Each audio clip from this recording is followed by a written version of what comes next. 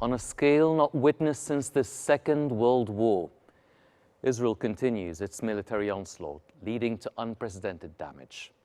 With almost 90% of its 2.3 million residents displaced since the war began in October 2023, the people of Gaza live in overcrowded camps, in makeshift tents or temporary buildings, or shelter in schools that have been turned into overcrowded shelters, having been forcibly displaced several times.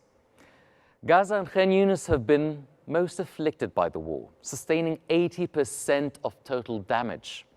A 62% destruction of home structures in the Gaza Strip totals to an estimated 300,000, 5% of its previous output.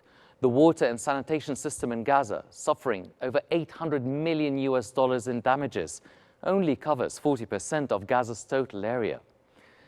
As for Gaza's key driver of its economy, 82% of businesses in Gaza have been damaged or destroyed, crippling the region's food production capacity and worsening an already high level of food insecurity. 96% of irrigation systems, livestock farms, orchards, machinery, and storage facilities have been decimated, further displacing communities and severely affecting economic activities. About 80% of businesses in East Jerusalem's Old City have either partially or completely ceased operations. With no international law, UN Charter, or multilateral agreements protecting the children of Gaza, almost 93% of schools in the Strip have been damaged or completely destroyed, further inflicting damage. In addition to the human costs of the war, cultural heritage has been heavily impacted, with verified damage to 64 cultural sites.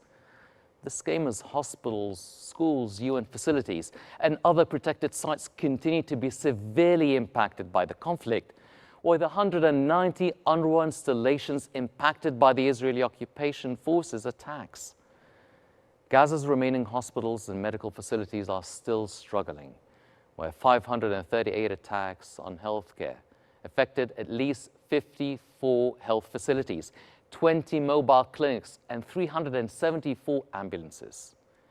Not limited to Gaza, Israeli occupation military increasingly brought unsparing military tactics to the West Bank, as occupation forces leave extensive destruction, including damage to roads and residential and commercial buildings, leading to the interruption of basic services. Mediators and international efforts continue to push for a ceasefire deal.